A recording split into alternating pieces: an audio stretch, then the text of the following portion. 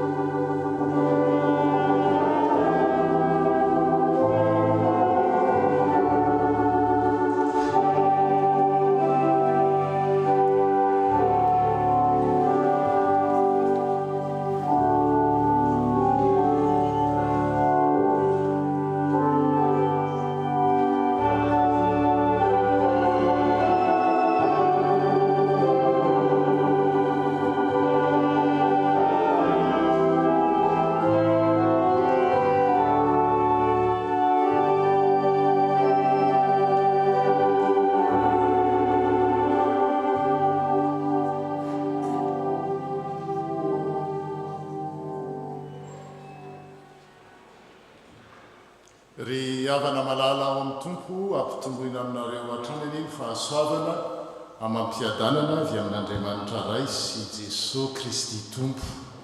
Tonga soa eto amin'ity tranon'Andriamanitra ity amin'izao alakamisy masina izao, izay andro izay nanehoan'ny tompo ny fitiavany tsy misy fetra, fitiavany faratampony. Nitsara nofo tamin'ny mpianana izy, nanasany tongotra ary nanolotra ny tenany ho fanavotana antsika rehetra. Manasa antsika ilay Andriamanitra mahatoky mba hanatona azy amin'izao alakamisy masina izao, amin'ny fandinihan-tena sy fofeno fanetretena. Eo koa ny fahalala-tanana tahaka ilay mpitondra-tena izay vakiteny voalahatra ao antsika anio, izay tsy nanana fa-tsy farantsakely roa kanefa natolony avokoa izany, natolony avokoa izay rehetra nananany, natolony avokoa ny fivelomandray manontolo. Izany asany fanolorana nataon'ity vehivavy mpitondra-tena ity izany dia tsy inona fa tandindony Jesosy tompo izay nanolotra ny ainy manontolo mba ho fanavotana antsika.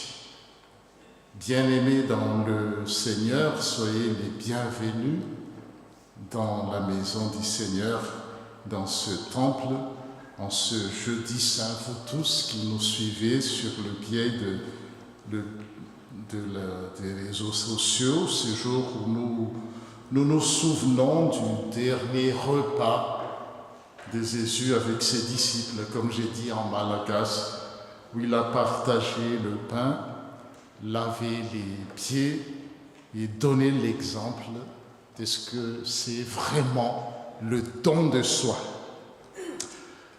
Ce soir, nous nous rassemblons pour nous approcher de ce mystère et méditer sur ce que vraiment donner sa vie à la lumière de la veuve racontée dans l'évangile du jour, Luc chapitre 21.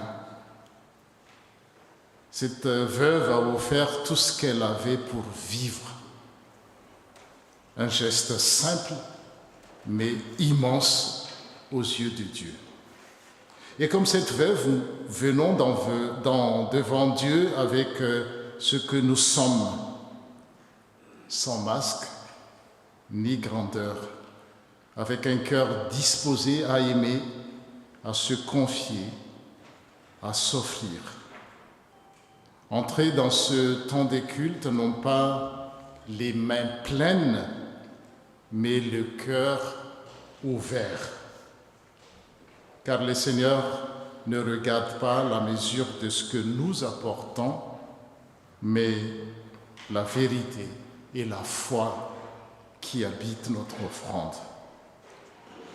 Que ce culte soit pour chacun de nous un moment de silence, de profondeur et de rencontre avec celui qui s'est donné jusqu'au bout, jusqu'à la mort. Amen. Zahoarintsika amin'izany fandinihan-tena izany sady ao anatin'ny fiderana koa dia amaky miaraka miadana ny salamo izay voalahatra an'io ary aorinan'izay dia avetesintsika ny hira 700 dia toizantsika amin'ny vavaka. Ry tompony izao rehetra izao, indreny fitiavako ny tranonao, efa tsindrin-daona sady manina teo akianja ny tempolonao. Ny tenako ray manontolo no miobila Andriamanitra velona, na ny tsikirity azy mahita fialofana, ny siditsidina koa mahita akany mba hametrahany zanany. Eo anilan'ny altaranao ry tompony izao rehetra izao, mpanjakako sady Andriamanitra. Sambatra izay mitoetra ao an-tranonao ka afaka mideranao an-trany. Ny indray andro eo akianjan'ny tempolonao dia tsara kokoa no ny arivo any amin'ny toeran-kafa, koa eo ambaravaran'ny tranonao no aleko hipetrahana. Andriamanitra, toy izay hitoetra eo amin'ny fonenan'ny olon-dratsy. Ry tompony izao rehetra izao, sambatra ny olona mitoky aminao.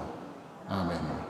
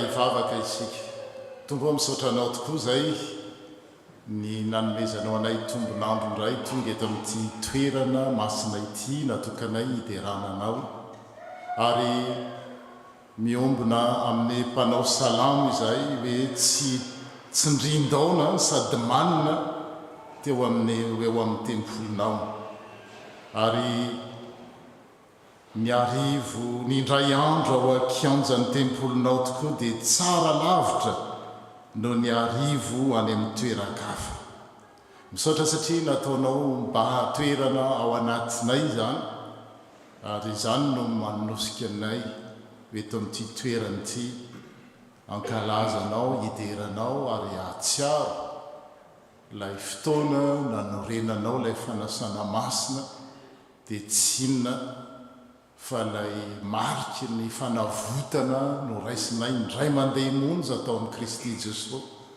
na hahafahanay mikoka ilay fiainana mandrakizay raha fahafatesana mandrakizay no niandrenay dia fahavelomana ary fiadanam-po no nataonao nomenao maimaim-poana ho an'izay rehetra mangetaheta izany arariny raha miteny izany sy mpanao salamo satria tsy misy toeran-kafa mamy tokoa araky ny hira teo afa-tsy ao ampotitry ny azy fijalianao misaotra satria no ny fahasoavanao no nahatonga anay eto ahafahanay migoka izany ary manararoatra izao fotoana ray toazato izao tokoa zay andraisanay indray fahasoavana avy aminao ary ho fivoriana masina tokoa ty satria ianao le Andriamanitra masina no manatrika eto sohivony koraiso ho voninahitry ny anaranao zay rehetra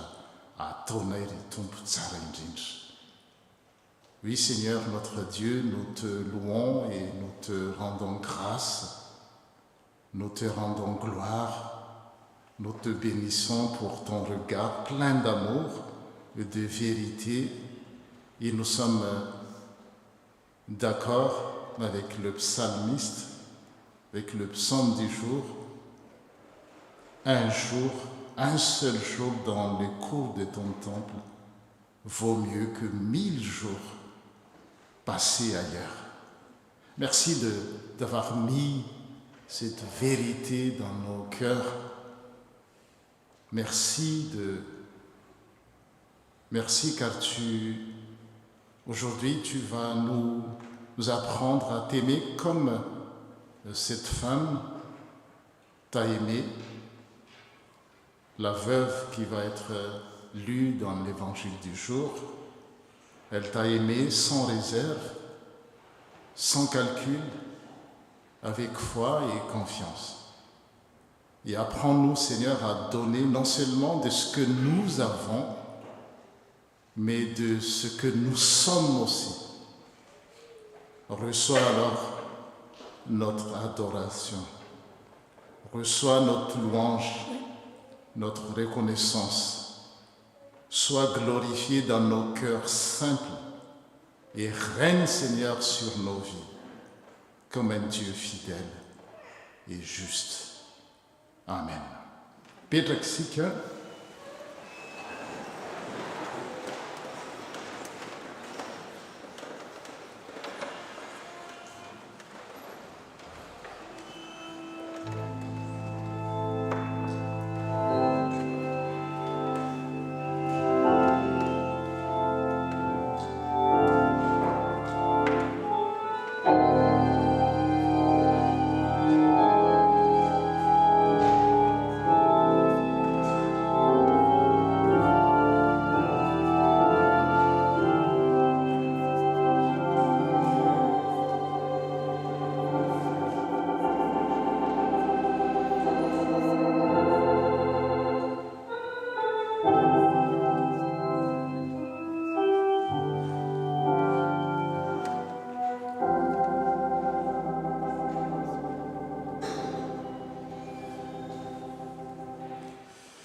Hoenotsika sady ho saintsaintsika ho tsakotsakotsika ny teny ray manambara ny sitrapon'Andriamanitra.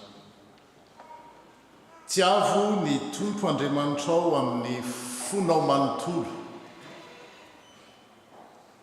amin'ny fanainao manontolo amin'ny herinao manontolo ary amin'ny sainao manontolo ary ko tiavo ny namanao tahaky ny tiavanao ny tenanao. Zay no teny ray izay voalahatra ho atsika anio amin'izao herinandro masina izao ka manoloana an'izany dia andiny tena eo anatrehan'ny tompo isika ary aoriana ny fandinihan-tena dia samy anaraka le vavaka izay ho atao.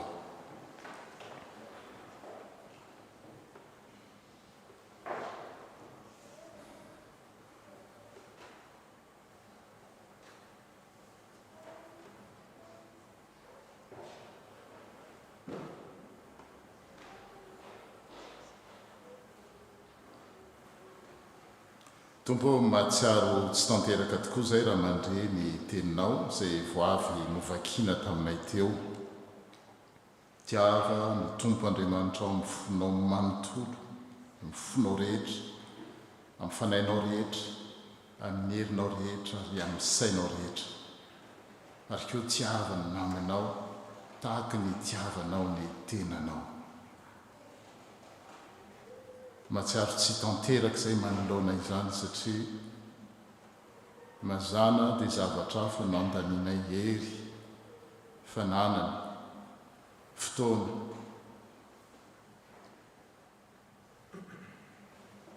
Fa ataonay ambanin-javatra ny mombanao. Indraindray ny zavatra manahirana eo amin'ny fiainana, ny fahazarana no maka ny toerana voalohany. Ary tsy vitan'izany fa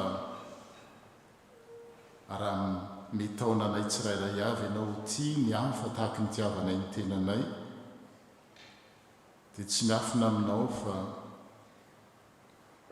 tsy tanteraka izay, tsy manakalahatra izay manoloana anao. Ny any azonay atao dia ny mitodika aminao mangataka famelan-keloka, famindrapo ny amin'ny tsy nahaizanay ny tsy ianao tamin'ny fonay rehetra, sainay rehetra sy ny tsy nahaizanay ny tsy ireo namanay tahaka ny tiavanay ny tenanay. Diovy ny fonay tompo, avaozy izay tsy misy afa-tsy ianao ety amin'ity tany ity, afaka manovanay mba hahafahanay manaraka sy manao ny sitraponao. Fenohy ny fanainao masina izay mba hahaizanay tena tia ianao ary manompo anao, manolotra ny tenanay tahaka nyity vehivavy mpitondra tena ity. Oui, Seigneur notre Dieu, nous venons devant toi, conscients de nos fautes et de nos manquements. Tu nous as commandé de t'aimer de tout notre cœur, de toute notre âme, de toute notre force et de toute notre pensée. Mais trop souvent, Seigneur, nous avons aimé d'autres choses plus que toi. Nous avons laissé nos préoccupations, nos habitudes, notre confort prendre la première place. Tu nous as aussi appelés à aimer notre prochain comme nous-mêmes, mais nous avons été indifférents, impatients, parfois même durs, très durs et injustes.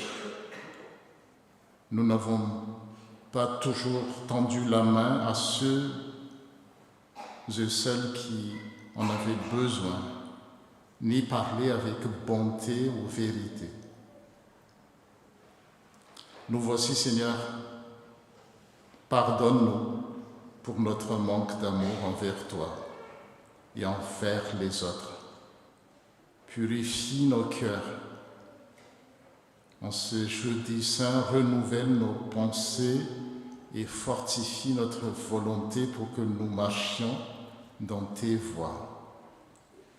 Remplis-nous de ton esprit afin que nous t'aimions pleinement et que nous devenions des instruments de ton amour autour de nous. Dans le nom de notre Seigneur Jésus-Christ, orai malal, aseui nyasuavana. Amen.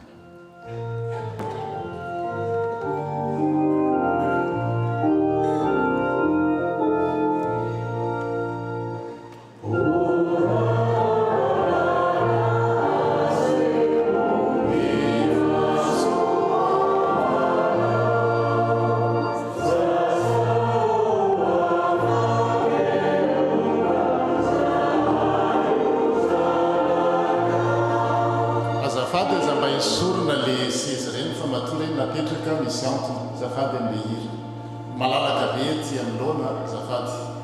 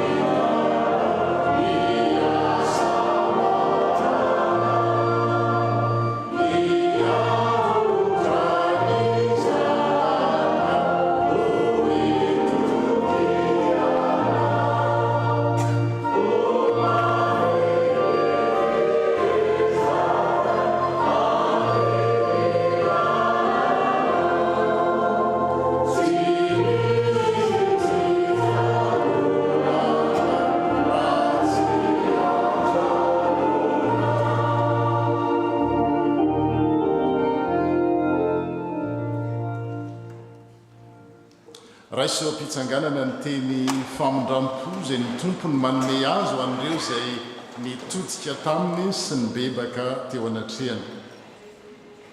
Zao ary ny teny satria ninoanatra ianao ka nanetry tena teo anatrehako. Izao efa niaino hoy ny tompo, aza matahotra ianao fa efa nanavitra anao aho, efa niantso anao tamin'ny anaranao aho, ahy ianao. Izao dia izao no mamono ny fahadisonao no ny amin'ny tenako ary tsy ho tsarovako intsony ny fahotanao. Amin'ny anaran'Andriamanitra ray sy zanaka ary fanahy masina no anamberana fa voavela ny elokareo no ny anarany masina. Amen. Niderany tompo. Oh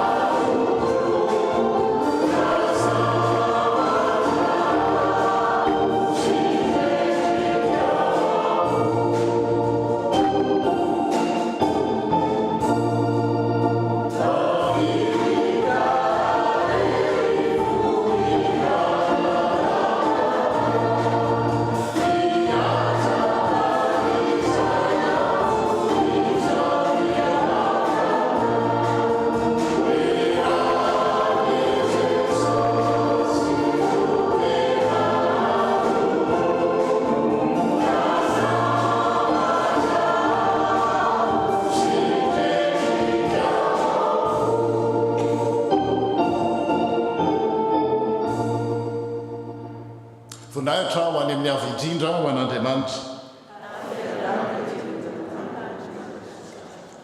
Mipetraka isika ary izao dia tonga amin'ny fotoana izay amakina ny soratra masina isika.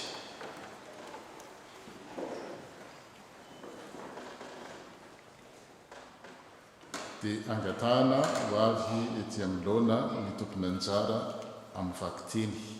Luka 2:1 ka hatramin'ny 4. Avy hatrany.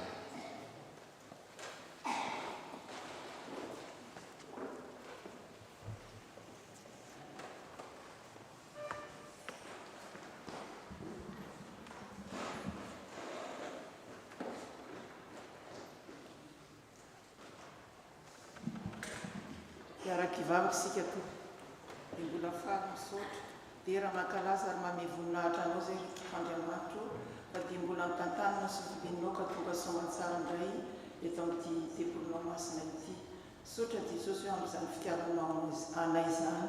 Eny misaotra koa amin'ny nanoloranao ny tenanao maty teo amin'ny hazo fijaliana ho fanavotana anay. Misaotra Tompo. Ankehitriny tonga ny fotoana izay noana amin'ny teninao, dia mangataka ny fanahinao masina izay mba harotsaka ao aminay, azonay mandray izany teninao izany Jesosy, teny mamelombelona amin'ny fanananay ary teny fiainana. Misaotra Tompo, amin'ny anaranao ny etiny manisy mangataka izany. Amen.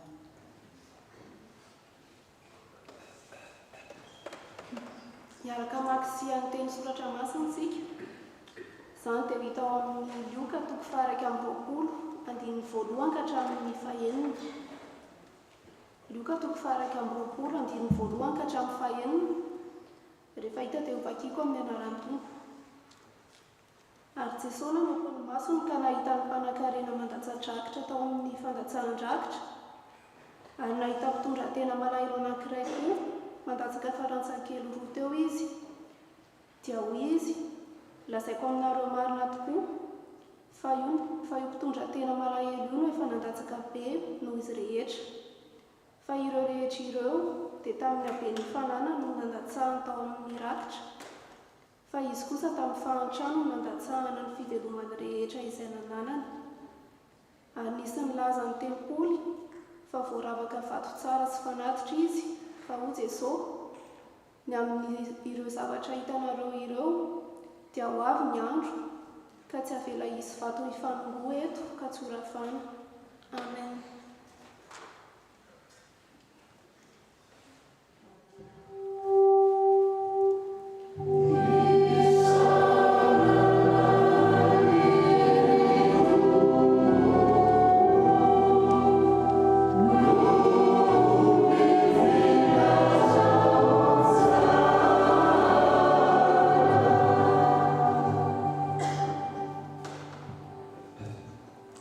Valo amby sivifolo no ataontsika eo am-pitsanganana. Cantique 98.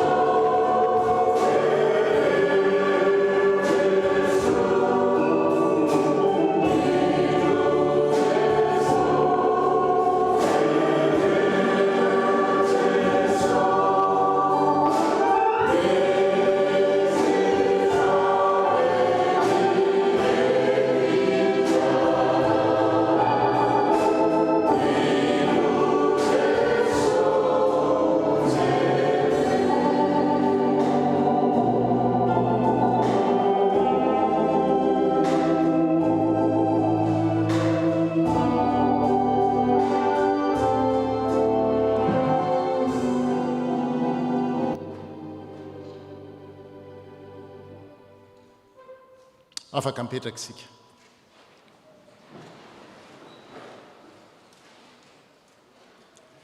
Ny alakamisy masina toy izao dia mazana ny vakiteny dia miopana na eo amin'ny nanorenan'ny tompo ny fanasan'ny tompo na eo amin'ny nanasany ny tongotr'ireo mpianany na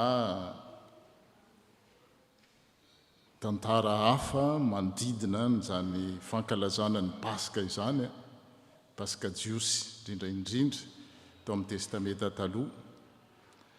Anio ny zatra mahagaga dia tantarana vehivavy mpitondra tena no voalahatra ao antsika ao anio, ary nandritry ny andro maromaro dia raha nivavaka tompo inona no lazaina amin'izany amin'izao andro ny alakamisy masina izao, dia somary gaga no tsy nanan-kalahatra, tsy nanana ho lazaina, fa dia mitodika tamin'ilay Andriamanitra hoe anao ny teny dia anjaranao no manome ny afatra, ary ny teny dia mba hanazava ny fiainanay, satria raha tsy eo ny zany fanazavana zany dia hijanona ao anatin'ny aizina hatranytsika ary miraparapa ao anatin'ny aizina. Misy ahatra ataontsika eritreretintsika hoe mety, ary indraindray tena fier erytsika amin'izany, nefa eo anatren'Andriamanitra dia ao anatin'ny aizintsika. Izany dia andeha hangataka amin'ilay tompony teny mba hanome izay teny tiany ho ambara amin'izao alakamisy masina izao. Vavaka isika. Entiko tompo fanilo ny tongotray, ary koa fanazavana ny lalanay, ny dianay, ny teninao. Raha tsy eo ny teninao, raha tsy eo ianao, dia mijanona ao anatin'ny fahajambana izay, fahamaizinana, maraparapa ao anatin'ny aizina tokoa, ary tsy vitan'izany fa mihidy ny fonay. Na ny olona tokony ho tiavinay aza ankalanay, mety sanatrean'izany ny vady aman-janaka izany, na mipiraitapo, na mpanolobodyrindrina, nareo havana. Izany no miseho dia noho ny fahamaizinana eo amin'ny fiainanay, ary tsisy afa-tsy ianao rery no afaka manilo, tsisy afa-tsy ny teninao no afaka manazava, ary tsy misy afa-tsy ny fanainao masina koa no afaka manokatra ny masonay, ny sainay, mba ny sofinay, mba hahafanay mandray izany teny izany. Tsy ho enona fotsiny ihany nefa le teny dia avy eo anameloka indray androany, tsy izany ny tanjonao, satria teny io tsy hiverina aminao raha tsy nahavoto, na izy io amelona, na izy io amono, nefa fahafatesana mandrakizay le izy, tsy kisankisanky, tsy kilalao. Ka mitenena aminay tompo, mba teny anavao, anova. Indraindray mety manelingely ny sofinay tsy maninona, raha izany no azaonay ilay famonjena mahagaga, raha izany no tsy hahatonga anay hiazakazaka ho any amin'ny fahaverezana mandrakizay. Meo anay ary ny andray izany teninao izany.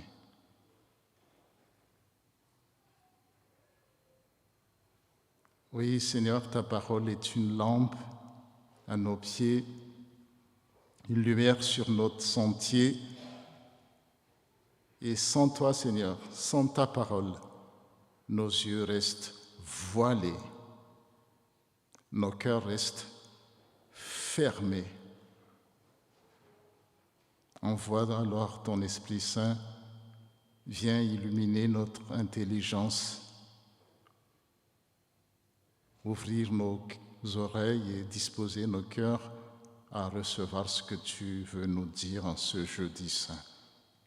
Que cette parole ne soit pas seulement entendue, mais qu'elle nous transforme, qu'elle nous dérange s'il le faut et qu'elle nous conduise plus près de toi,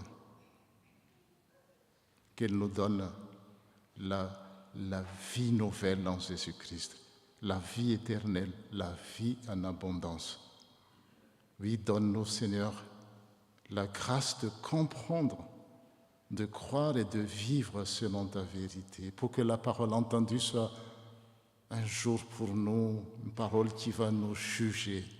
Telle n'est pas ta volonté. Ta volonté, c'est que nous puissions tous goûter à tel point, à quel point ta parole est insecondable. Parle-nous, Seigneur. Amen. Miaina amin'ny vanim-potoana iainantsika izao, indrindra ty amin'ny tany tandrefana, dia faritana amin'ny alalan'ny inona ny ilazana an'izany, amin'ny alalan'ny tarehimarika ny olona. Tarehimarika io mety ny isan'ny vola mipetraka any amin'ny trano fitehirizam-bola, banky, ary arakaraky ny anomezan'ny olona anankiray dia mampiseho fa azo lazaina eo anivon'ny fiarahamonina fa olona manan-katao zany olo zany, olona manany maizy azy izy, olona irin'ny olona fa tsy mba niry olona hoy ireo mpikabary. Fa eo amin'ny fanjakan'Andriamanitra kosa indray dia mifanohitra amin'izany, tsy amin'ny alalan'ny vola na fahaizana na fahalalana izay tsy ratsy akory eto amin'ity fiangonantsika ity, dia taizana ny tanora, taizana isika mba hanana fahalalana, mba hanana fahaizana. Inona tokoa moa zany kristianina bado izany, tsy hoe ratsy izy ireny, fa rehefa tsy ao ilay fahazavan'ny fanahy masina, fahazavan'ny tenin'Andriamanitra, dia mety hitondra amin'ny fahaverezana. Ka eo amin'ny fanjakan'Andriamanitra dia tsy mba amin'ny alalan'ireny zavatra ireny no andrefesana na andanjana na hitarafana zany ny azo lazaina hoe fahombiazana na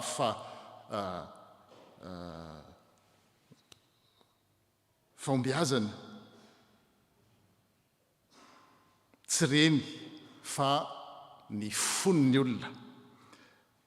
Ary raha nanaraka ny vakiteny novakiana tamintsika teo, Luka 2:20 tsika, dia mampiseho izany ilay tantara fihetsika tsotra nataon'ity vehivavy mpitondra tena ity.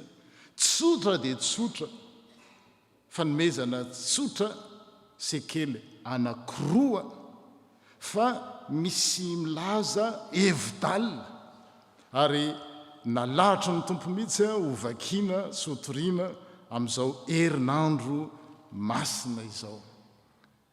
J'essaie de traduire en français que nous vivons tous dans un monde où la valeur des choses se mesure en chiffres. Plus tu donnes, plus tu impressionnes. Plus on donne, plus on impressionne. Mais dans le royaume de Dieu, introduit par Jésus, lors de sa venue sur terre, les critères sont inversés. Ce n'est pas la quantité qui compte, mais le cœur avec lequel on donne. Ce n'est pas la quantité. Et moi, je ne suis pas contre la quantité. Même quand je mange, je veux bien que ce soit copieux, costaud. Nos amis, vous connaissez. Ce n'est pas la quantité. Moi, je ne suis pas contre la quantité, mais dans le royaume de Dieu, c'est le cœur avec lequel on donne. C'est ça qui compte vraiment aux yeux de Dieu. Et Comme j'ai dit en malagasy, dans le passage que nous venons de lire, Luc 21, Jésus nous montre une vérité,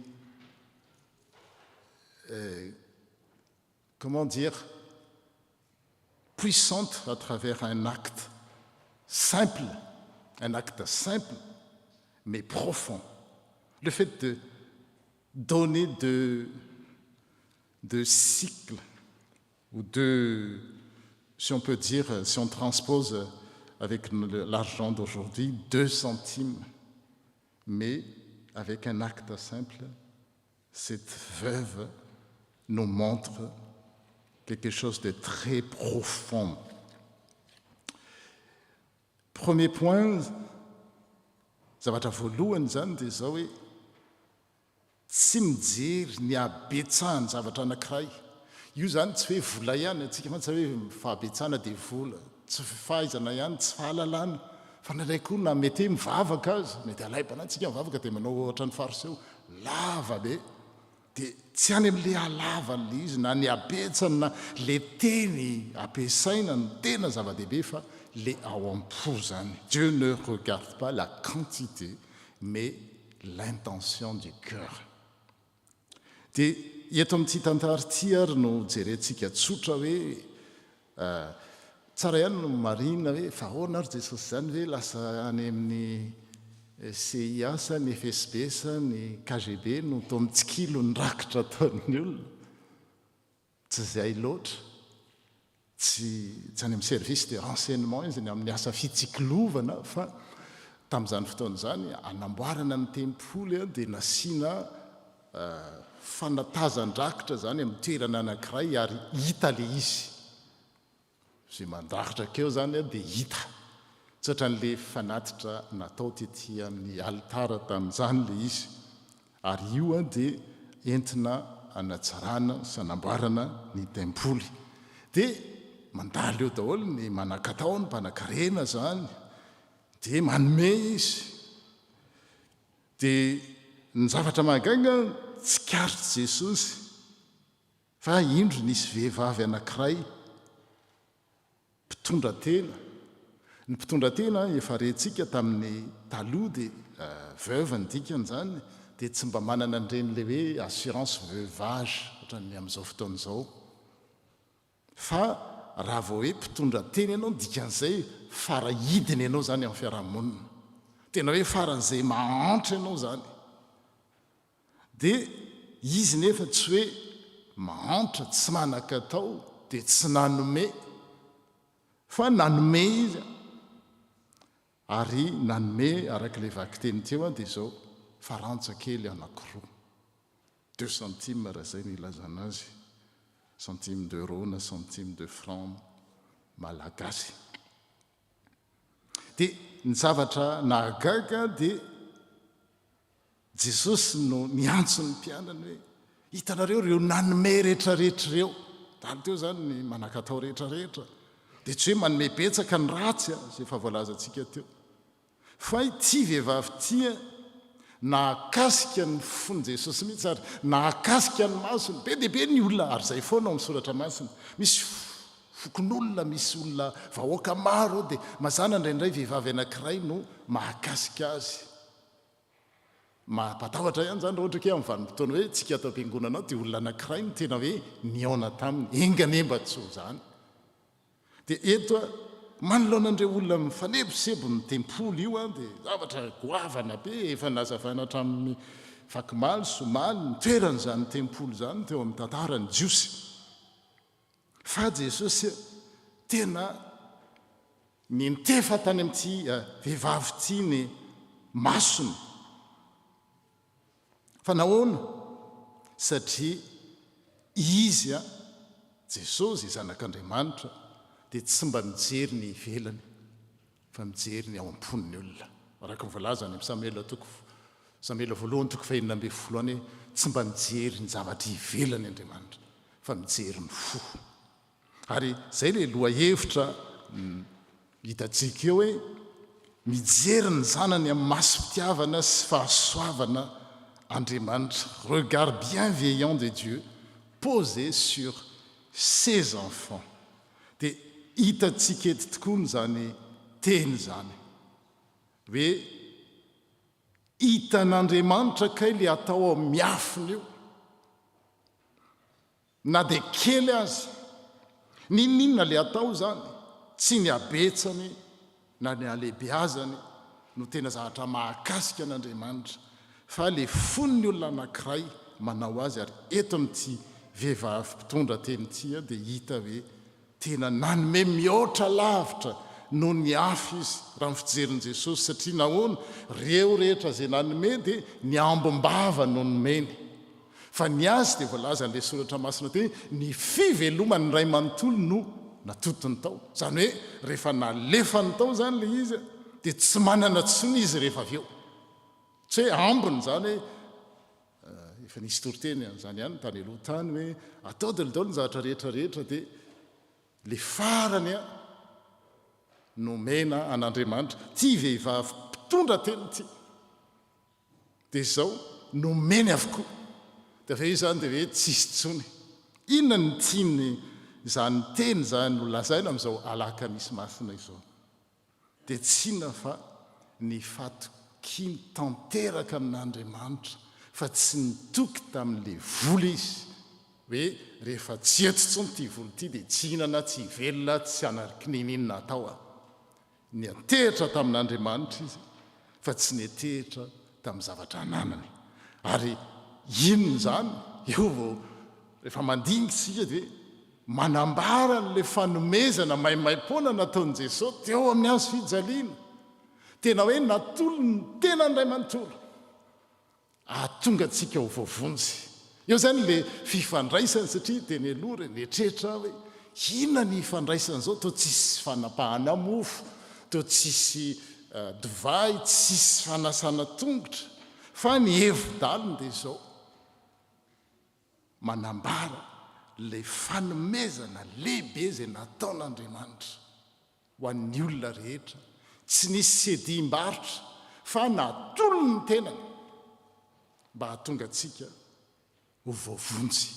Dia hito vehivavy hito, ary zay no nahatonga an'izy hoe hitan'i Jesosy nahakasika azy hoe ny ataony'ity vehivavy ity dia manambara ny zavatra famonjena ataon'Andriamanitra. Zany hoe azony'ity vehivavy ity zany hoe nahazo famonjena izy ka tsy misy intsony zavatra eritreretiny ho ambony no zany famonjeny zany. Ary nasehony teo amin'ny resaka vola izany dia ny fekinan-doha amin'Andriamanitra.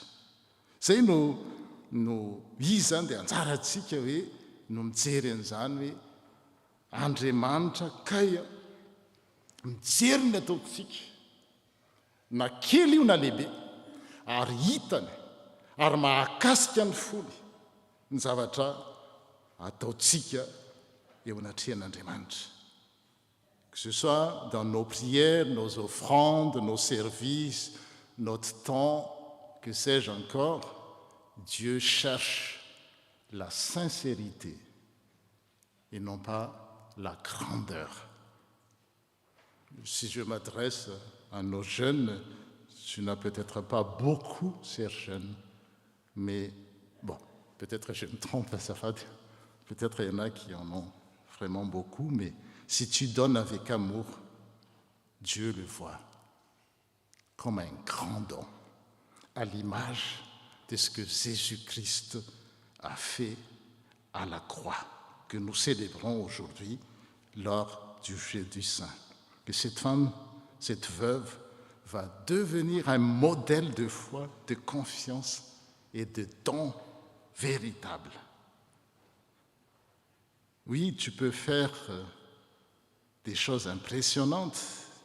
Tu peux poster tes actions sur Insta, sur Facebook, sur que sais-je encore, mais si ton cœur n'est pas dedans, malheureusement, ça ne touche pas Dieu. Car Dieu, il ne regarde pas à la taille de notre portefeuille, il regarde à la taille de notre cœur. Là où nos yeux voient la quantité, les yeux de Dieu voient l'intention.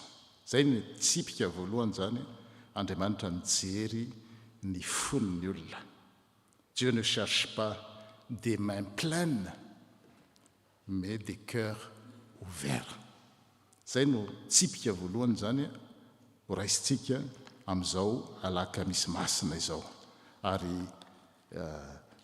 hitatsika zany mifandray indrindra amin'le inona ilazana zany le teny zay ny finetitsika entina ankalazana an'Andriamanitra ny amin'ny fanokanana ity trano ity, le teny faneva hoe efa novidiko sy nohamasiniko ity trano ity mba hitoerany ianarako mandrakizay, ary ny masoko sy ny foko dia ho ao mandrakariva. Zany hoe amin'ity toerany ity zany zay ataontsika ninina dia ho hitan'Andriamanitra, ary ny fo no voakasika. Zay le andalatsoratra masina, ny fidiny sy nohamasininy ity trano ity.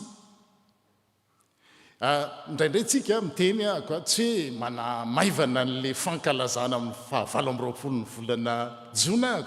Je minimise pas, loin de ça, je vous encourage même à rentrer dans toutes les commissions et tout. Mais des fois, on a tendance à se focaliser sur l'instant T de la consécration. Mais ce qui intéresse les seigneurs, c'est la pré-consécration. Ils nous regardent. Ils regardent tout ce que nous faisons, grands ou petits, des mahakasika ny fony, dia hitenenany tahaka n'ity vehivavy ty hoe voilà une femme certes veuve mais elle est riche aux yeux de Dieu. Ary ny zavatra mahagaga nivaky teny teo aloha teo dia le filaharan'le teny tio tamin'ny andron'ireo sampana anankitelo, tanora, sekolelady ary ny tily, ny amin'ny resaka tempoly zay lehibe nazavaina tsara mihitsy hoe tamin'ny andron'ny Salomona dia avy eo le tempoly faharoa goavany zany, ary ny zavatra nanaovana an'izany dia tena hoe tsy takatry ny saina mihitsy, fa tena hoe vola mankarena nanaovana azy. Ary rehefa mijery ny tempoly ianao dia hoe tena tsisy afa-tsy Andriamanitra manao an'izany. Fa zao no mahagaga rehefa namaky sy nandinika an'ity teny ity. Dia Jesosy hoe io tempoly io ho rava ary tsisy hitsangana dia mandrakity ny androany. Fa ny tantaran'le vehivavy mandra-pipialantsika ty amin'ny tany ity toetra. Naiza amin'izao alaka misy masina zao dia zao firy alina no mieno ny tantaran'ity vehivavy mpitondra tena zay nieritreretina ho tsy nitsinitsinina eo amin'ny fiarahamonina. Etsy andaniny zay le tempoly ny Jerosalema zay nieritreretina tena goavana indrindra en ruine. Satria nahoana le mason'ny tompo sy le fony le mahita ny ataontsika. Ary eo tsika mampahery atsika indray rehefa manao zavatra aza mieritreritra mihitsy hoe tsy maintsy grandiose, zavatra ngeza be, miezinezina be, voakasitran'Andriamanitra. Rehefa ny fotsika no anaovantsika azy, na nolorantsika azy, dia zao mikasika ny fon'Andriamanitra.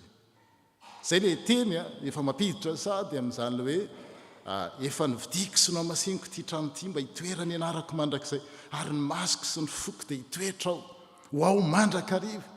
Dia efa mieritreritra sady tsika la pré-consécration, c'est pas le jour J même, tsara be amin'io, matsiro ny sakafo amin'io, henoko hoe zao no atao ho avy entin'ny olona maro be any amin'ny toerana any.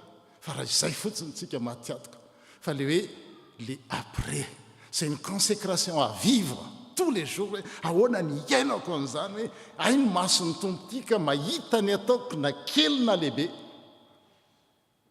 ay ny fony voakasika amin'ny zavatra ataoko.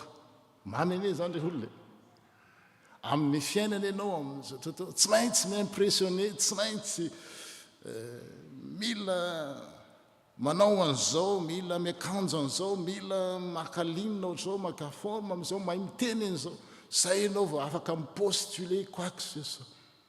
Fa Andriamanitra rehefa ny fotsika no analiniment amin'ny fony, amin'ny fijeriny, dia ankasitrahana. Dia mampahery atsika zany hoe azakivy zany mihitsy amin'izany asa atao ho an'Andriamanitra na amin'ny olona izany, na asa fanampiana na toro-hevitra io na zavatra atao zay mantsy hoe tiavana namanao tahaka ny tiavanao ny tenanao. Tsipika faharoa dia izao hoe efa voalaza teo ihany dia hoe ny fanomezana koa dia mariky ny fatokisana an'Andriamanitra. Donner c'est faire confiance à Dieu. Dia ilay vehivavy araky ny hitantsika teo dia izao nomeny ny fananany rehetrarehetra fa tsy miambokambony, dia manambara fitokisana lehibe amin'Andriamanitra zany, fa tsy nitoky tamin'ny zavatra ananana izy, tsy nitoky tamin'ny vola, tsy nitoky tamin'ny fahaizana, tsy nitoky tamin'ny olona, fa mametraka ny fiainany amin'Andriamanitra. Cette veuve a compris que sa survie ne dépendait pas des 2 pièces, mais de la fidélité de Dieu. Zay mba grave eo any amin'ny disque dur atsika any, mba ianarantsika hoe inona no anakinako ny fiainako no aviko, ary tsy ny ahy ihany fa ny ankonako sy ny taranako. Rehefa hoe misy an'izao na malala an'izao na manana an'izao. Renge ohatra ny tempoly Jerosalema le vaky teny teo, za rehefa nandihy ina moa nidiran'ity tempoly ity amin'izao laka misy masiny zao, fa nasy hoe io tempoly io jereo Jesosy ho ravy io ary tsisy vato ifanongo entina ilazana hoe ny zavatra eritreretin'ny olona ho mafiorina, zavatra eritreretin'ny olona ho tsy miova, zavatra eritreretin'ny olona ho tena hoe zany ka hitoetra eo mandrakizay rava. Fa ny ataontsika araka ny ataon'ity vehivavy ity tsy ho rava satria noana ankasitrahan'Andriamanitra. Ohatra ny anitra manimpofona dia manosika antsika izany hanao zavatra ho an'Andriamanitra, satria Andriamanitra tsy mba tsy marina ka nadiny ny asa ataontsika na kely aza dia izy. Zay zany no tsipika faharoa dia ny tsipika fahatelo farany milohan'izay hoe ny finoana zany, ny fanomezana zany dia endrika hita maso anehoana ny finotsika an'Andriamanitra. Raha ny fanasan'ny tompo zay ho ankalazaitsika rehefa avy eo endrika hita maso ny fahasoavan'Andriamanitra, dia ny fanomezana na ny fanoloratenantsika indray dia endrika hita maso ny finoatsika. Re zany miaona asa raha araka reo le izy hoe Andriamanitra amin'izao alaka misy masiny izao manome an'ireo mofo sy divay ireo endrika hita maso hoe meko fiainana mandrakizay nareo. Fa ny antsika indray ny endrika hita maso dia ny finoatsika an'Andriamanitra, ny fitokisantsika azy dia ny fanolorantsika ny tenatsika amin'ny alalan'ireny hoe fotoana, vola aman-karena, fahaizana, atsara-toetra na atsara-ambika tsika ny manohy azy.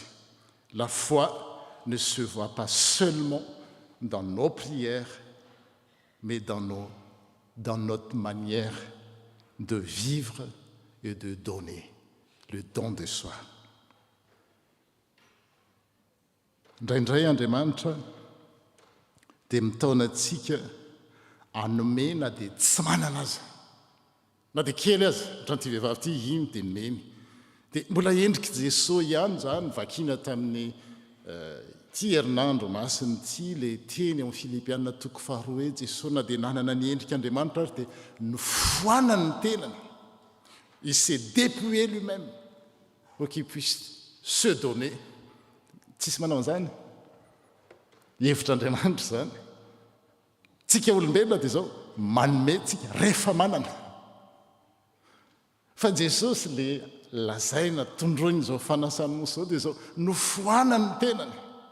Nanan-karena izy fa nofoanany dia manome izy, satria rehefa manana ianao manome dia esika ianao hoe manana fa rehefa hoe le olona hoe tsy manana afa-tsiny izy nomeny, tsy mitovy. Misy lanjany kokoa zany zavatra zany. Tsipika fahatelo farany dia zao hoe fa voalaza teo ihany hoe hitan'Andriamanitra ny zavatra atao, fa tsy hoe hitan'Andriamanitra ihany fa tsarony. Ce que les autres zappent, Dieu le remarque. Satria ny olona le manan-karena nanome sy le nanome be deaibe teo no hitany, fa Andriamanitra nahitany ity vehivavy nanome farantsa anankiroa ity, ary tsy adinona izy fa nataon'Andriamanitra tafiditra tao amin'ny soratra masina. Be deaibe nge ny tantara raha mamakinareo any amin'ny Jaona toko 1:20 dia hoe raha voasoratra daholo ny zavatra nataon'i Jesosy dia na izao tontolo izao ary tsy omby. Fa ity tantara ity tafiditra tao anatin'ireo le rehetrarehetra. Satria nahoana? Tian'Andriamanitra hiainantsika koedy. Ay ve tsy voatery manana an'izao sosao, malala an'izao sosao na voa afaka mahakasika ny fon'Andriamanitra. Fa zao zay ananantsika ka atolotsika amin'ny fontsika dia mahakasika ny fony ary hitany. Zay le loahevitra hoe ny foko sy ny maso koa ho ao mandrakizay. Ce que les autres zappent, Dieu le remarque. Et non seulement Dieu le remarque, mais Dieu se souvient. Il se souvient des choses qu'on le fait de manière discrète. Personne n'a vu cette femme. Tsisy nahita azy afa-tsy Jesosy Andriamanitra ihany. Tsisy nankasitraka azy. Tareo hoe fa amin'izao vanim-potoana izao tsika anokana miditranyity dia miezaka mihitsy ny komity zany, tsy anadinona dia anankiray ary hoe sao dia nisy olona tato amin'ny fiangonantsika ato ka tsy voalaza na tsy voasa dia ananatsiny. Zay ny manahirana. Hitanao rehefa le misy fety ohatran'izao dia rehefa misaotra dia zavatra iny teny exercice mampatahotra mihitsy misaotra fa tonga dia hoe aleo tonga dia isaorana daholo tsika rehetra, isaoran'Andriamanitra dia tsika rehetrarehetra. Fa raha sanatra iny izy anankiray tsy voasaotra, mety azahoana tantara. Dia ty vehivavy ty tsisy nanao lamako tantantan tena tsisy olona nitehaka, tsisy olona nisaotra azy, fa Jesosy nahita. Zay ny Jesosy nahita. Ary rehefa hitany tsy mahakasika amin'ny fony, c'est l'essentiel. Personne n'a vu cette femme, personne l'a félicité, personne ne l'a applaudi, personne ne l'a remercié. Mais Jésus l'a vu. Et aujourd'hui, on parle encore des millions de gens, des millions de chrétiens en ce jour du Jeudi Saint, en cette soirée du Jeudi Saint, lisent, écoutent son histoire. Voilà, dia ny amarana anazy zany dia zao hoe ny tantaran'io vehivavy io nataony, ny zavatra nataony sy maizy azy, ce qu'elle a fait, ce qu'elle est, dia manambara les fanasan-tompo. Donc soyons comme elle, remplis de foi, même dans le peu, généreux, même dans la pauvreté, authentique, même dans l'invisibilité, en cachette. Dieu ne cherche pas des stars, il cherche de cœurs vrais, des jeunes qui donnent sincèrement, des adultes qui font confiance, même quand c'est dur, même les jeunes aussi, qui font confiance à Dieu, même quand c'est dur. Et voilà, pour terminer, pour clore le message d'aujourd'hui à travers l'histoire de cette veuve racontée dans Luc 21. Message très simple, mais très profond. Ce n'est pas la grandeur du don et de ce que nous faisons qui touche Dieu, mais la grandeur du cœur. La veuve n'a pas seulement donné de l'argent. De toute façon, Dieu n'a pas besoin de l'argent. Tout lui appartient. Cette veuve a donné sa confiance, son adoration, sa foi. Voilà les trois piliers. Confiance, adoration, foi, qui est dans cette veuve. Et voilà, le Seigneur aujourd'hui nous appelle à la même disposition, à donner non pas seulement ce que nous avons, mais ce que nous sommes. Maizy atsika fa tsy ny zavatra ananantsika ihany. Zay le hoe fanolorantena don de soi. Tsika mandrava hoe don de netra atsika zay le vola sy fahaizana sy fotoana. Fa le maizy atsika mihitsy. Le maizy atsika io no tadiavin'Andriamanitra. Nous sommes tous appelés à venir devant lui avec un cœur vrai, prêt à tout lui remettre, même si c'est petit, même si c'est discret. Mijery ny zanany amin'ny masom-pitiavana sy fahasoavan'Andriamanitra. Hita ny tsinona izany rehetrarehetra izany. Amen.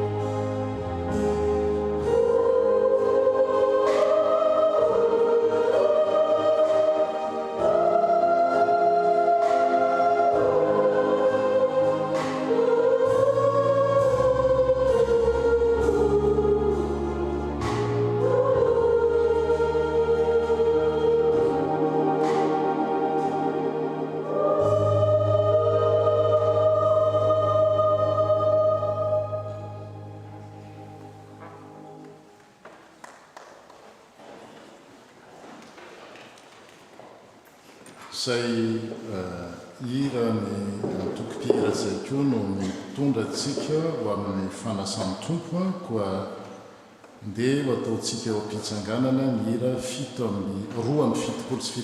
andiny voalohany sy ny fahavalo a dia miroso ety amin'laona reo diakona.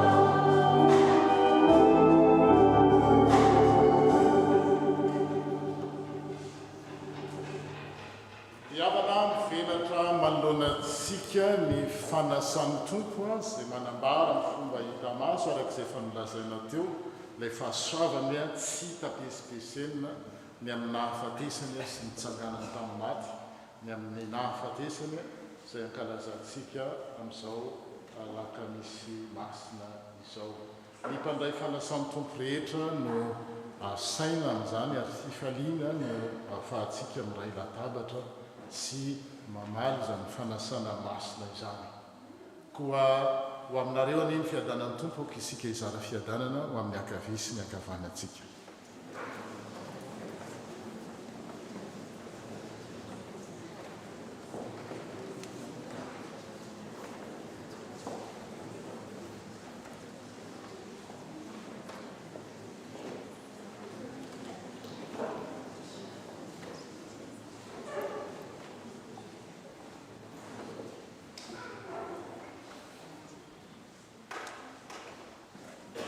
Asandrato ny fonareo ao amin'ny tompo.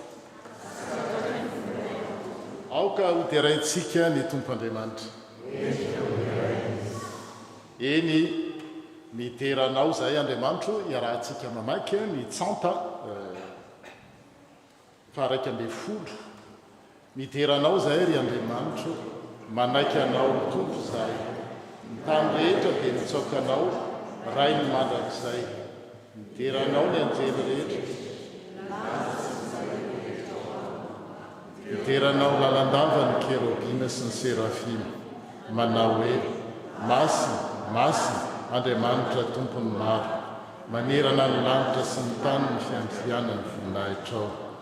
Miteranao ny apôstôly rehetra. Miteranao ny mpaminany rehetra. Miteranao ny martyra rehetra. Ny fiangonana eran'izao tontolo izao manaiky anao. Ho ray manaro-piandrianana tsy hita fetra sy ny zanakao ilay tokana be voninahitra ary ny fanahy masina mpampionona ny fo. Ianao ny mpanjaka ny voninahitra ry Jesosy Kristy o. Ianao ny zanaky ny ray, zanany mandrakizay. Raha nanolo tena hamonjy ny olona ianao dia tsy milavinao ny ateraky ny Virjina. Rehefa nandresy ny herin'ny fahafatesana ianao dia nivoanao ny fanjakan'ny lanitra mba hijirany mily rehetra. Mipetraka ho an-tanakavanan'Andriamanitra ianao ao amin'ny voninahitra ny ray. Mino izahay fa ho avy ianao no tsaranay. Isan'andro dia mankalaza anao zahay ary mioby ny anaranao zahay mandrakizay. Amen. Ataontsika ny hira voalahatra.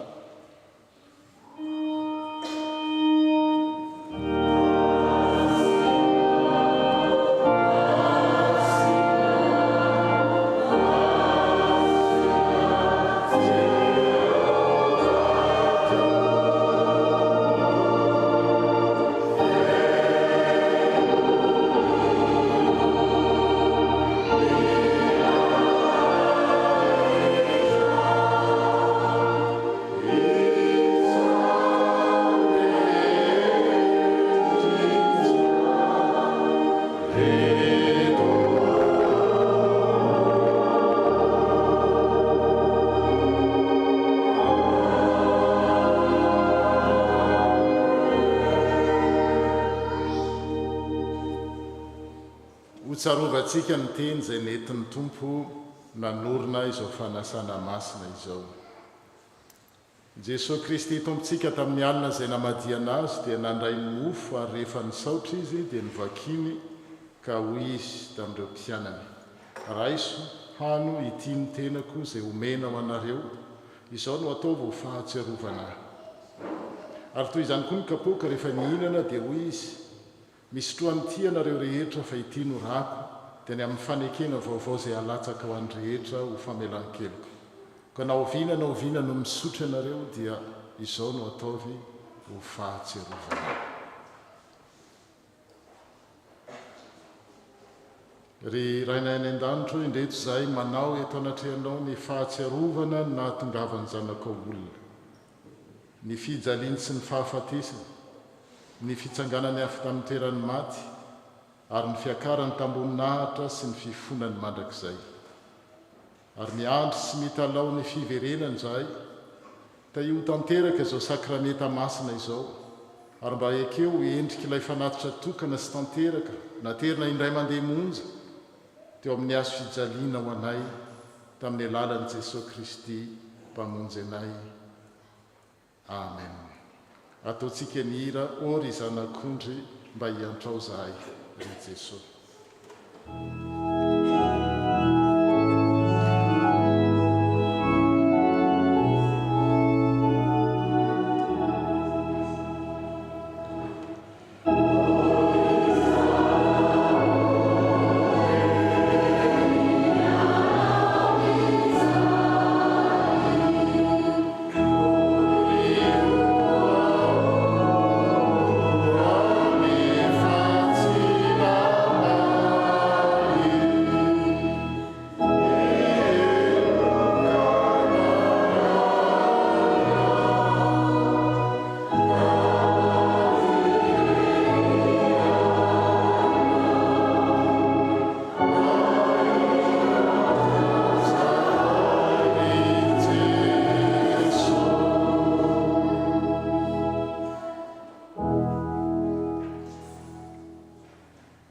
Ry tompo rainay any an-danitro mba hidino ny fanainao masina ka hiasa aminay mba hatsiarovanay ho tafaray marina tokoa amin'ny tena sy ny rany Jesosy Kristy tomponay atao ampandraisana ny mofo sy ny kapoaka.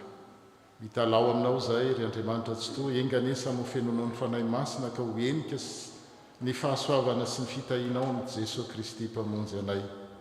Amin'ny alalany sy miaraka aminy ary ao aminy dia ho anao Andriamanitra ray tsy toa, amin'ny firaisana amin'ny fanahy masina ny laza sy ny anja ary ny voninahitra ho mandrakizay.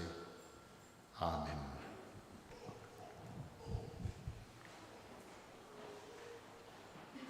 Ny mofo izay vakitsika dia firaisana amin'ny tenany Kristy Tompo. Ny kapoaka ny misaorana izay isaorantsika dia firaisana amin'ny rany Jesosy Kristy Tompo.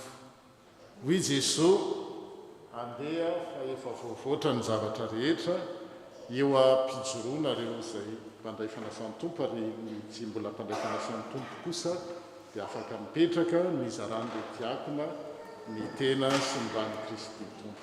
450 sy 900. Amin'ny fotoana voatondra dia miaraka mihinana sy misotro isika.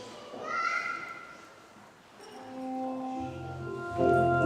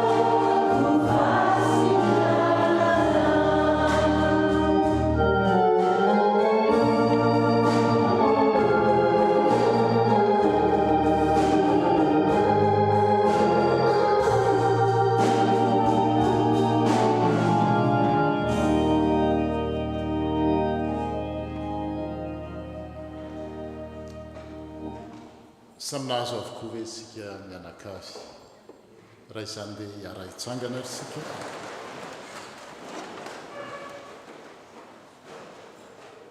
hoe Jesosy Kristy tompo raiso hano ity no tenako izao natao ho fahatserovana na ovinana voina no mihinana ianareo.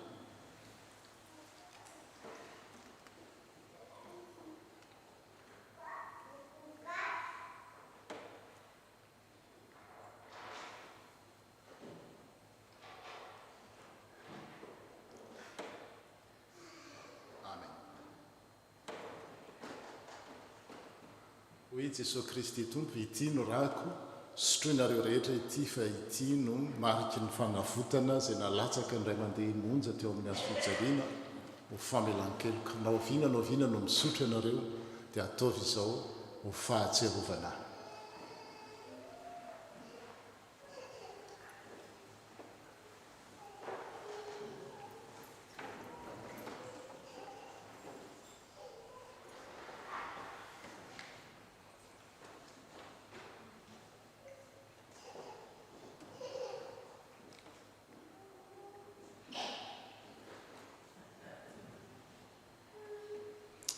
Amen. Zao no afatra ho antsika rehetra izay vao avy ndray latabatra tamin'ny tompo. Jesosy Kristy tompontsika izay voaomby tamin'ny hazo fijaliana ka nitsangana tamin'ny maty nefa nanome anareo ny tenany sy ny rano izay mariky ny nanavotany anareo tamin'ny fahotana rehetra. Izy anie no ampahery sy hiaro anareo amin'izany amin'ny finoana marina ho fiainana mandrakizay ho aminareo anie ny fiadanana. Amen. Ny hira 990 no anatazana ny kapoaka sy ahafahantsika manao raky mpisaorana.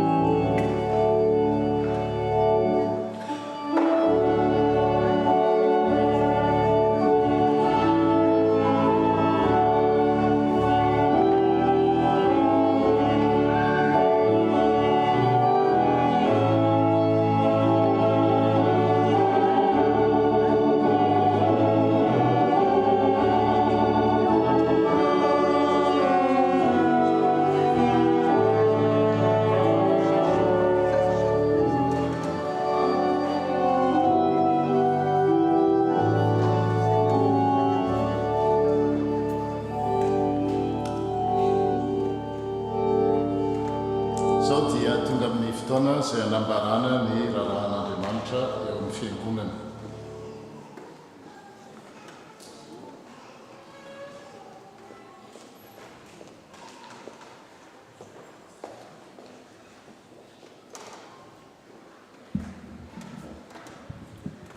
Ampifaliana hatrany ry havana no hiara-banantsika amin'izao alakamisy masina fa 17 volana avrily izao. Fiadanany tompo aminao izay manaraka n'izao fotoam-bavaka izao amin'ny alalan'ny tambazotra YouTube na Zoom.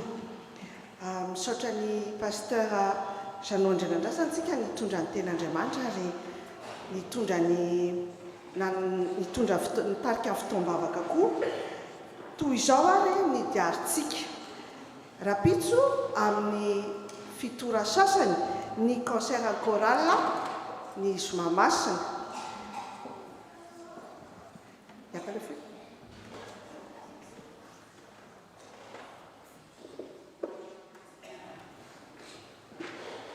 C'est bon? Tsy nisy an'ilay film zany fa ny ny slide fotsiny azafady tompoko.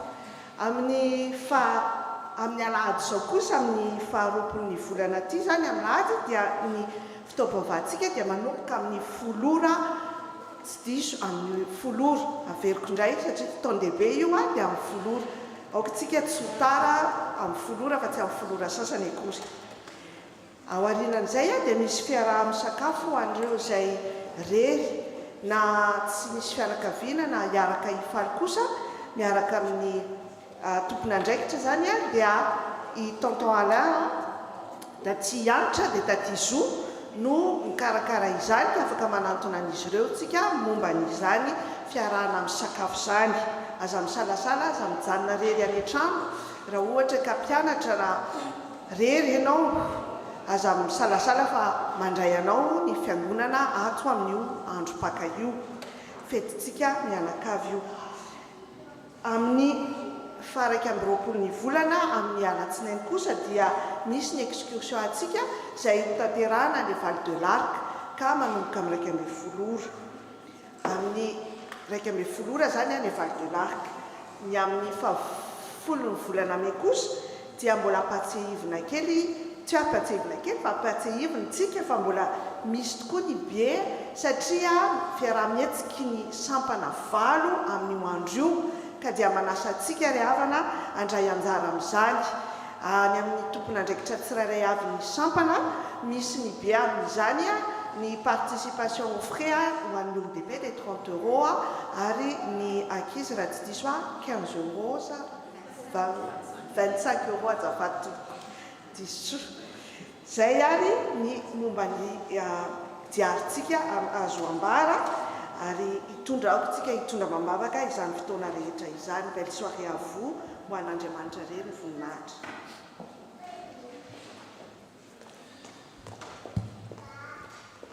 Ny raha fanampy ny fafito mbola misezaka hatrano raha tsy diso ako.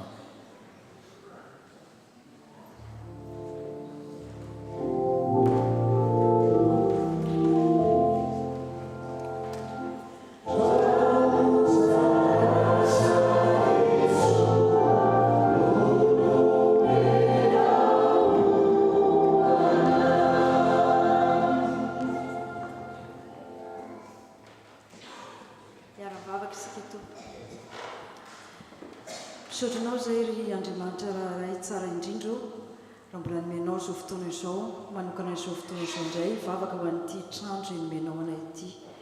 Misaotra fa fanomezan-dehibe ty nomenao anay ity Jesosy ary zava-dehibe tokoa amin'ny finoana sy ny asa izay ataonay ho fankalazana ny anaranao, hideranay ny anaranao, nanomezanao trano ho amin'ny fiangonana eto amin'ity ex-Marseille ity. Ataonay ahoana moa tsy hifaly Jesosy isaotranao fa zava-dehibe no nomenao anay. Arahinao asa, nomenao talenta ny tsirairay avy amin'ity fiangonana ity hiasa. Anao izay rehetra tokony hanatsarana ny trano, nomenao tanjaka, nomenao hery ary mizotra ara-dalàna ny asa rehetra izay atao. Izany no mahavelom-pisaorana anay Jesosy ka ity izay rehetra vonona ny anao ny sitraponao, hanao ny asanao amin'ity trano ity. Ka izany no angatana ny fitiavanao, ny herinao, famindram-ponao Jesosy hiasa aminay tsirairay avy mba ho entinay manao izay asa ampanaovinao anay, hitazonana sy hitariana ny olonao rehetra ho tonga amin'ity fiangonana ity ary hanaparitaka ny asanao. Mba izany no riarianay rehetra Jesosy ny amin'ny tombony lehibe izay nomenao anay amin'ity fiangonana ity. Ka dia apetraka aminao isan'andro ny fizotry ny asa, ny fahasalamana omenao hery ny tsirairay izay manao ny asa amin'ity fiangonana ity. ny fandriana rehetra ny fanokanana izay hokasaina atao izany rehetrarehetra izany dia ho apetraka eo ampelantananao Jesosy ary aza mahafoina mahasaraka anay na dia segondra vitsy na amin'inona na amin'inona na amikely indrindra Jesosy ary miteneny mibaiko anay hanatanteraka ny asanao ka izay rehetra ho atao dia ho voninahitry ny anaranao hoentinay midera ny anaranao sy hamezam-boninahitra anao nyity fiangonana ity misaotra Jesosy io amen.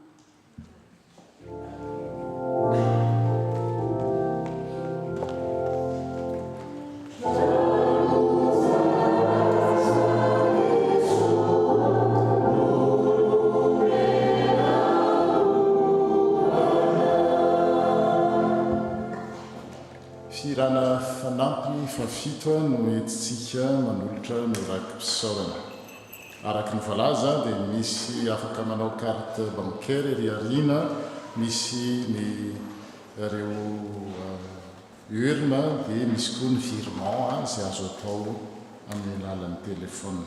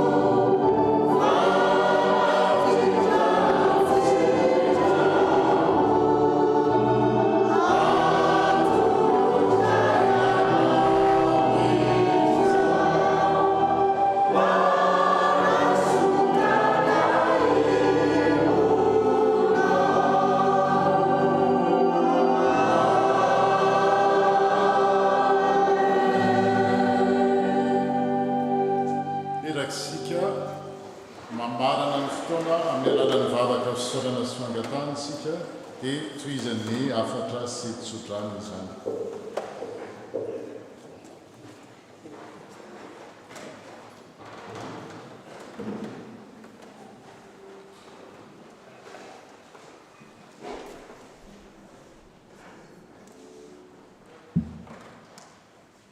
Vavaka isika tompo, Andriamanitra ray zanaka fanahy masino, saotra betsaka anao izay satria mbola afaka niatrika ny alaka misy masina teto indray. Misaotra satria ny amin'ny nanoloranao ny tenanao ho faty isolovonanay. Misaotra ny amin'ny nahafahanay ny ray latabatra taminao tamin'ity an'io ity, izay fahatsiarovana ny nanorenanao ny fanasan'ny tompo. Misaotra ny nanoloranao ny tenanao Jesosy ho faty isolovonanay mba hahavelonanay, ary misaotra ny amin'ny teninao izay nampianatra sy manoro lalana anay indray ankehitriny. Misaotra satria nampianatra anay anetry tena ihany koa ianao. Ankehitriny dia mahatsiaro am-bavaka tompony amin'ireo namanay izay tsy afa-nanatrika izao fotoana izao, ampy-mizara ho an'izy ireny ny fahasoavanao. Mivavaka izahay ho an'ny tsy salama rehetra, n'aiza misy an'izy ireny. Ianao no anasitrana, anongotra ny loharanon'aretina. Mivavaka izahay ho an'ny olona manamanjo ihany koa, ianao ny ampahery an'izy ireny. Ndreto izay tsirairay avy manana izay rehetra etaetaponay izahay, manana izay fanorinay izahay, ary mety ho manana izay mety manavesatra ny fonay ihany koa, apetraka ifeno ho ampelatananao. Mivavaka izay ho an'ny mpianatra rehetra, ianao no anolo-tsainan'izy ireo. Mivavaka izay ho an'ny asanay, ianao koa no anampy anay sy ampahery anay amin'izany. Ankehitriny dia mivavaka anao koa izay ny amin'ny fanomanana, ny amin'ny fanokanana ny izao trano fiangonana izao, ny amin'ny 27 volana Jona. Aoka ianao ny taridalana ny mpitandrina, ny loholona, ny komity, ny mpivavaka tsirairay avy, ny vahoakanao rehetra, mba ho lavrary sy izay rehetra ho ataonay. Ianao no anampy anay mba hiaranay fampitantana, ahanetry tena, ary ahifankaty ihany koa ahatotosa izany. Apetraka feno ampelantananao ny tanindrazanay Jesosy izay tsisy miafina aminao. Ianao mahafantatra sy mahita ny lavaka mangitokitoka ny fahantrana sy ny tsy fandriam-pahalemana ary ny tsirariny any amin'ny tanindrazanay. Ka aoka ianao no hiasa manan-kery amin'izany nosinay izany mba andro fahalemana ny taninay. Entina mbavaka eo anatrehanao koa tompo ny firenena izay mandray anay ity. Ianao no aoka hanjaka eto mba ahafahanay miadana sy miriaria ary ankalalana ny fanomponanao. Izany izay rehetra mahasoa ny fiainanay tompo dia kinay feno tanteraka eo ampelantananao, fa votsa ny vavanay ary fohy ny fisainanay, nefa matoky izay fa ianao mahafantatra ny eo am-ponay tsy miloaka, ary dia maminay sy tianay indrindra no mampiaraka izany vavaka izany amin'ilay vavaka nampianarinao manao hoe